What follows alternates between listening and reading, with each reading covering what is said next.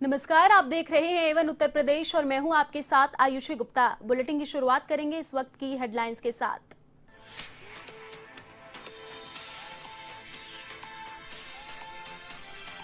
Mission UP पर निकले Amit Shah, CM योगी ने थपथपाई पीठ, बोले 44 योजनाओं में टीम योगी अव्वल, कहा प्रचंड जीत के साथ फिर से बनेगी बीजेपी की सरकार।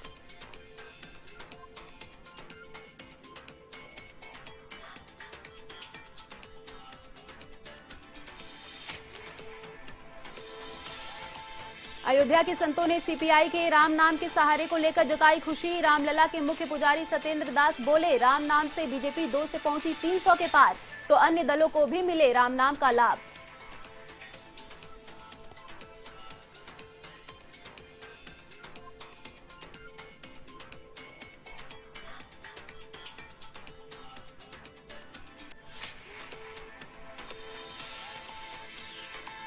मनाली में बचाव कार्य के दौरान शहीद हुए जवान को दी अंतिम विदाई। पैतृक गांव में सैन्य सम्मान से किया अंतिम संस्कार। बड़ी संख्या में नेता, अधिकारी और ग्रामीण रहे मौजूद।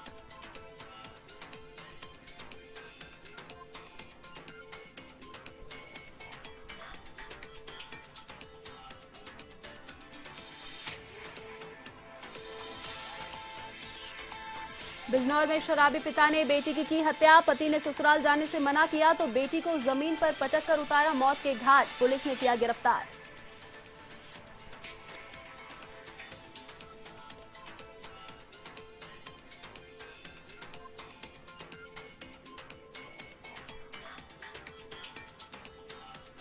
मुरादाबाद में दर्दनाक सड़क हादसा। रोडवेज बस ने खड़ी ट्रकर को मारी टक्कर। 2 दर्जन से ज्यादा लोग हुए घायल। कई लोगों को प्राथमिक उपचार के बाद भेजा घर।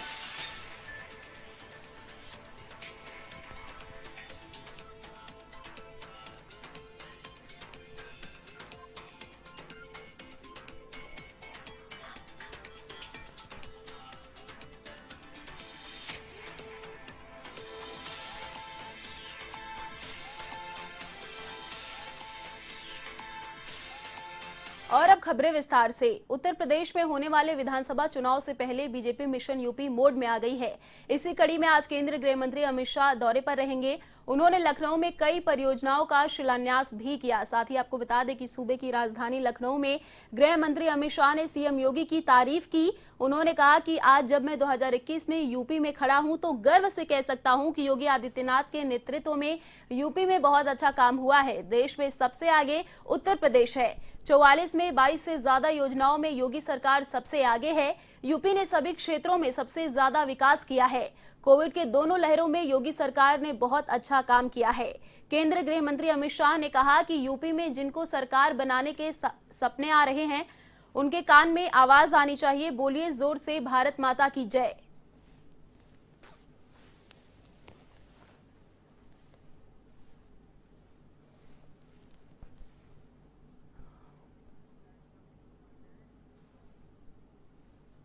और इसी खबर पर अधिक जानकारी के लिए दीपक पांडे हमारे साथ फोन लाइन पर जुड़ चुके हैं। जी दीपक, बताइए कि आज सीएम योगी और अमित शाह का दौरा है लखनऊ में, क्या कुछ अपडेट इसको लेकर के? आयुषी बता दें, जिस तरह से उत्तर प्रदेश में चुनावी संकनाट हो चुका है, लगातार उत्तर प्रदेश में भाजपा बैठक कर रही है, मीटिंगें कर रही है, लगातार चुनावी समीकरण तैयार कर रही है। जिस तरह से उत्तर प्रदेश के मुख्यमंत्री योगी आदित्यनाथ लगातार जिलेवार और जिले में जा जाकर बैठकें कर रहे हैं। और उसके बाद आज बात की जाए अमित शाह की, गृह मंत्री जिस तरह से उत्तर प्रदेश के एक दिवसीय दौरे पर आए, पहले तो ये लखनऊ पहुंचते हैं। यहाँ पर ये सरोजनी नगर में UP state institute of forensic sciences का शिलान्यास करते हैं। उसके बाद गृह मंत्री जी का दौरा मिर्जापुर में भी है, वहां जाकर विंध्याचल माता का दर्शन करेंगे। उसके बाद वहां पर कई योजनाओं का लोकार्पण और शिलान्यास करेंगे। जी जी, शुक्रिया दीपक तमाम जानकारी साझा करने के लिए। यूपी सरकार में श्रम मंत्री स्वामी प्रसाद मौर्य ने पूर्व सिंचाई मंत्री स्वर्गीय मुन्ना सिंह चौहान की 5वीं पुण्यतिथि पर श्रद्धांजलि दी है। कार्यक्रम में शामिल होने के लिए वे अयोध्या के सोहवाल महोली गांव पहुंचे।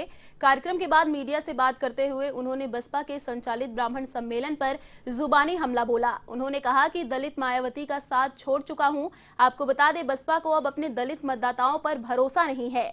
बसपा का ब्राह्मण सम्मेलन फ्लॉप शो साबित होगा। इस दौरान कार्यक्रम में स्वर्गीय मुन्ना सिंह चौहान की पत्नी बीकापुर विधायक शोभा सिंह चौहान, पुत्र प्रतिनिधि doctor Amit Singh Chauhan, DM, SSP और भाजपा कार्यकर्ता पदाधिकारी मौजूद रहे।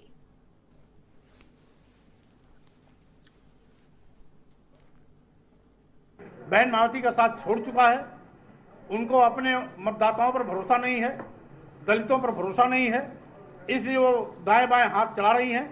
लेकिन शायद उनको ये नहीं मालूम, ब्राह्मण हमारे देश का सबसे ज्यादा बुद्धिजीवी, पढ़ा लिखा, समझदार वोटर है।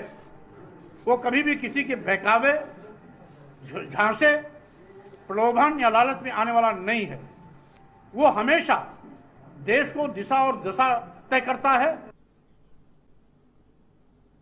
योगी सरकार में जल शक्ति मंत्री डॉक्टर महेंद्र सिंह अयोध्या दौरे पर रहे, जहां वे सोहावाल महोली गांव में पहुंचे और पूर्व सिंचाई मंत्री स्वर्गीय मुन्ना सिंह को 5वीं पुण्यतिथि पर श्रद्धांजलि दी। इस दौरान मीडिया से मुखातिब होते हुए आपको बता दें, उन्होंने बाढ़ को लेकर कहा कि यूपी बाढ़ से पूरी तरह से सुरक्षित है, यहां किसी तरह की कोई हानि नहीं हुई। साथ ही सभी अधिकारियों को निर्देश दिए गए हैं कि और तट बांधों की निगरानी करते रहें। बाढ़ से निपटने की तैयारी पूरी है।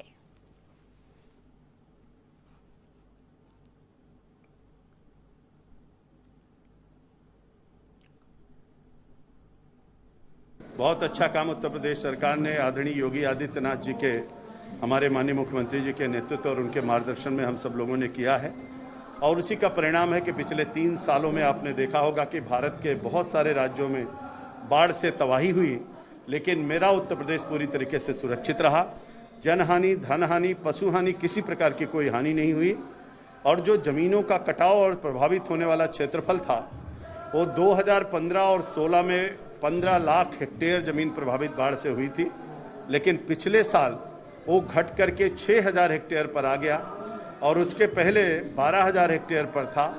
तो दिन प्रतिदिन किए गए कार्यों के कारण से बाढ़ बचाव का जो हमारा काम है, उसके कारण से किसी प्रकार का कोई भी नुकसान जनता जनार्दन का नहीं हो रहा है।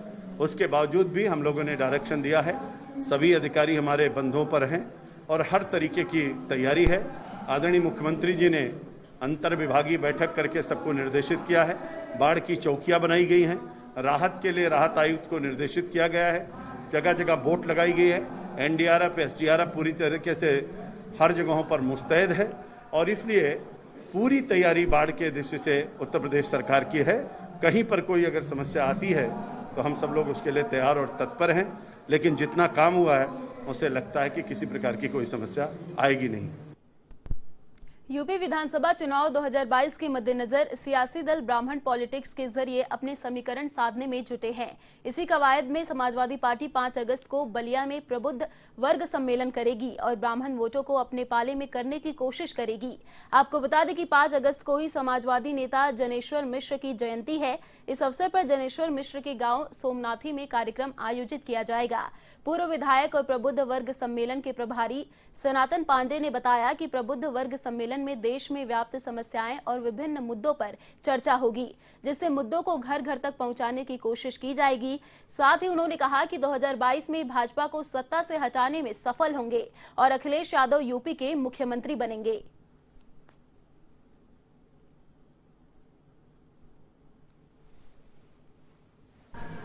कि हमारे शासन काल में ही जनपद शाहजहांपुर, जहां पर भगवान परशुराम की जन्मस्थली है, वहाँ पार्क का सौंदर्यीकरण और 21 फुट की परशुराम जी की मूर्ति बन करके तैयार है।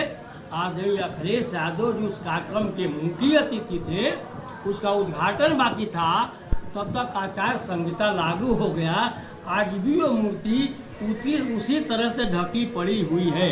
इसकी शुरुआत आज हम नहीं कर रहे हैं, अपने शासन काल में उनके जन्मस्थली से हम कर चुके हैं। और उससे पहले की सरकार में हम भगवान परशुराम जी के नाम पर छुट्टी घोषित कर हमने उस कार्यक्रम को तभी से शुरू किया है। मेरा आज का कार्यक्रम नहीं है, उसको तो ये लोग दिखावे के रूप में चुराने की बात कर रहे हैं। अयोध्या नगरी में संतों ने सीपीआई के रामायण संवाद को लेकर प्रतिक्रिया दी है। साथ ही बीजेपी की राम नाम के सहारे सत्ता में आने को लेकर रामलला के मुख्य पुजारी आचार्य सत्येंद्र दास ने कहा कि सीपीआई का रामायण संवाद एक बड़ा उदाहरण है। राम नाम के सहारे 2 सांसदों से 300 से ज्यादा सांसद हुए। आज राम के सहारे ही भाजपा सरकार में है।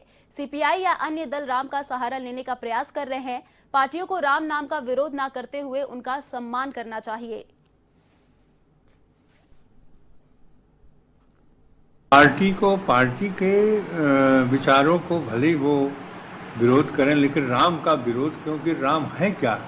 जो आनंद सिंधु सुख राशि, सीकर ते त्रैलोक सुपासी। भगवान राम जो है वो आनंद के सागर है, और चाहे जिस भी पार्टी में रहे, आनंद का खोज सभी लोग करते हैं कि हमको सुख शांति मिले। तो आज जो भाजपा 2 सांसदों से होकर के और 300 से ज़्यादा हो गए हैं, 303, इसका कारण क्या है? इनको शिक्षा ग्रहण करना चाहिए अन्य पार्टियों को।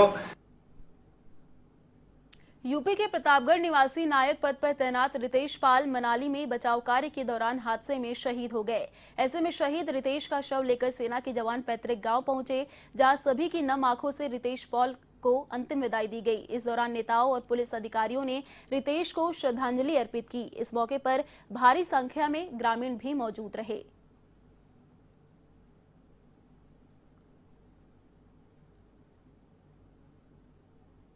यूपी के कानपुर देहात में A1 टीवी की खबर का असर देखने को मिला है। बीते दिनों जल भराव की जन समस्या की खबर को प्रमुखता से दिखाया गया, जिसका रसूलाबाद एसडीएम अंजू वर्मा ने तत्काल संज्ञान लिया और जल निकासी के लिए नाला की सफाई के दिशा निर्देश भी दिए गए, जिसके बाद नाला सफाई का कार्य शुरू हुआ।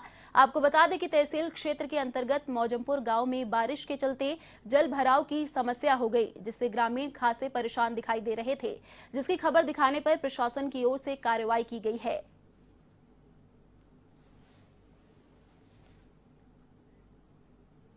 यूपी के जौनपुर में नवनिर्वाचित ब्लॉक प्रमुख ने ग्राम प्रधान और बीडीसी सदस्यों को सम्मानित किया है। इस दौरान भाजपा से राज्यसभा सांसद सीमा दुबे भी वहां पर उपस्थित रहीं। उन्होंने कहा कि ग्राम प्रधान गांव का समुचित विकास करे, इस कार्य में कहीं पर भी धन की कमी नहीं आने दी जाएगी। वहीं ब्लॉक प्रमुख उषा शुक्ला और उनके पति भाजपा नेता श्री प्रकाश शुक्ला उपस्थित सभी लोगों का उन्होंने आभार प्रकट भी किया।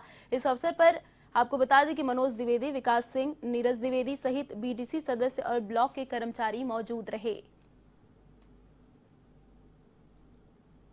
एमपी ने प्रधानी में और क्षेत्र पंचायत में कोई समर्थन तो दिया नहीं था, और ये सबका सम्मान हो रहा है कि जितने भी चुन के आए हैं, चाहे वो क्षेत्र पंचायत के हों, चाहे ग्राम पंचायत के हों, सबका सम्मान पार्टी द्वारा किया जा रहा है। मुरादाबाद जिले के कटघर थाना इलाके में एक भीषण सड़क हादसा हो गया, जिसमें रामगंगा नदी पुल के किनारे अनियंत्रित रोडवेज बस ने सड़क किनारे खड़े ट्रैक्टर ट्रॉली को पीछे से जोरदार टक्कर मार दी। इस हादसे में 2 दर्जन लोग घायल हो गए, जिन्हें आनन फानन इलाज के लिए जिला अस्पताल में भर्ती कराया गया है, जिनमें से कुछ लोगों को प्राथमिक उपचार के बाद घर भेज दिया गया। बाकी 17 लोग का इलाज जारी है। जानकारी के मुताबिक अधिकतर लोग मजदूरी करने वाले थे।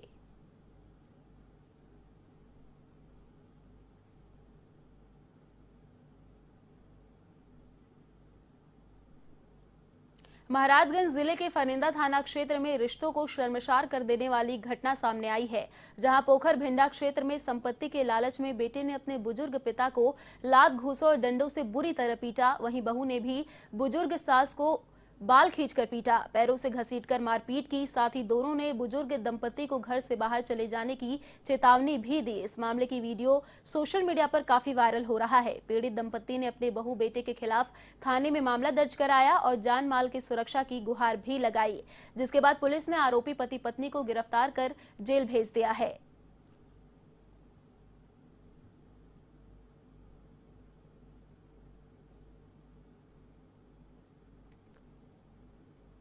गंजा गांव में एक पिता और 2 पुत्र का आपस में विवाद है। पिता ने एक पुत्र को सारी संपत्ति लिख दी है और दूसरा पुत्र जो है इस बात पे विवाद करता है। कल दोनों में झगड़ा हुआ है, इसमें मुकदमा पंजीकृत कर लिया गया है और एक पुत्र और उसकी पत्नी दोनों को अरेस्ट कर लिया गया है और उनको जेल भेजा गया है। खबर यूपी के पीलीभीत से है, जहां सुनगढ़ी थाना क्षेत्र में पैरा कमांडो की पत्नी के साथ हुई पर्स लूट की वारदात में पुलिस ने खुलासा करते हुए एक लुटेरे को धर दबोचा। इस दौरान पुलिस ने उत्तराखंड के देहरादून निवासी फैसल को गिरफ्तार किया है। साथ ही आरोपी से लूट का माल भी बरामद किया है। फिलहाल पुलिस आरोपी से पूछताछ में जुटी है।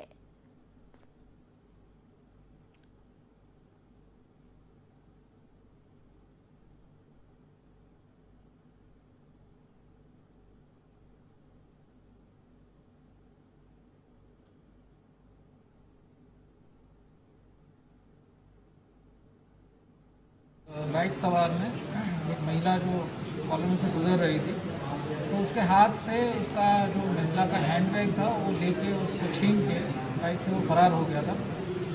और इसमें कुछ सीसीटीवी फुटेज हम लोग को कल हाथ लगे थे और इसके आधार पे काफ़ी गहन छानबीन की गई और एक व्यक्ति को इसमें गिरफ्तार किया गया है और जो सामान हैंड बैग जो लुटा गया था वो भी इससे बरामद हुआ है। और इसका नाम ये फैसल मुन्ना है, 22 साल की उम्र है, कोतवाली थाना क्षेत्र का रहने वाला है। यूपी के शाहजहांपुर में आबकारी विभाग के दावे फेल होते जा रहे हैं। यहां एसपी एस आनंद के निर्देशन में लगातार देसी शराब की फैक्ट्रियां चलाने वालों के खिलाफ कार्रवाई की जा रही है, लेकिन आबकारी विभाग की नजर इन शराब कारोबारियों पर नहीं पड़ रही है। इस बीच एक बार फिर एसओजी और पुलिस की संयुक्त टीम ने मकान में संचालित अवैध शराब की फैक्ट्री पर छापेमारी की है। इस दौरान फैक्ट्री से अवैध देशी शराब और पेटियां, मशीनें, रैपर, बारकोड के अलावा भारी मात्रा में मिलावटी शराब भी बरामद की गई है। ऐसा बताया जा रहा है कि सरकारी देसी ब्रांड की बोतलें में यह अवैध शराब बनाकर सरकारी दुकानों में सप्लाई की जा रही थी।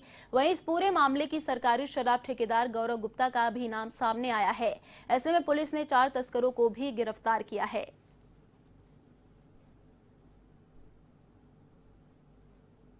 मुखबिर की ये सूचना मिली थी कि तिलहर रोड पे स्वागत ढाबा के पास में एक गोदाम है जिसमें अवैध शराब की फैक्ट्री चल रही है। इस सूचना पे एसओजी टीम द्वारा यहाँ दबिश दी गई। दबिश के दौरान ये 4 लोग अभी यहाँ पाए गए हैं जो इस तरह की बॉटलिंग कर रहे हैं शराब की गलत तरीके से। उसमें QR कोड्स भी मिले हैं, जिसको फर्जी QR कोड्स हैं, जिनको उस पर चिपका के और शराब को विभिन्न दुकानों पर। खबर कन्नौज से है, जहां ठटिया थाना क्षेत्र के खालेपुरवा गांव में कोर्ट से रोक के बावजूद हो रहे भवन निर्माण को लेकर खूनी संघर्ष हुआ। इस दौरान दोनों पक्षों में जमकर फायरिंग और पथराव भी हुआ। इस हमले में 9 लोग गंभीर रूप से घायल हो गए। मामले को लेकर पीड़ित पक्ष ने दूसरे पर आरोप लगाया कि रोक के बावजूद पुलिस की मिलीभगत से यह निर्माण कार्य हो रहा है। उन्होंने पुलिस पर लापरवाही का आरोप भी लगाया और प्रशासन से निष्पक्ष जांच की गुहार की है।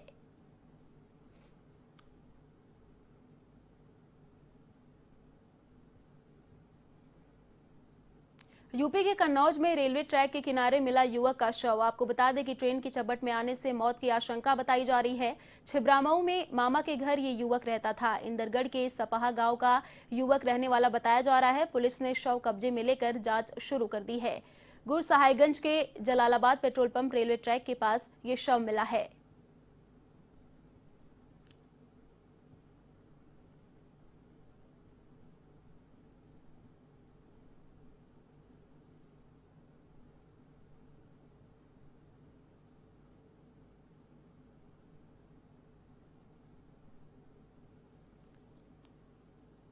फिलहाल इस बुलेटिन में इतना ही। देश और दुनिया की तमाम बड़ी खबरों के लिए देखते रहिए A1 टीवी। नमस्कार।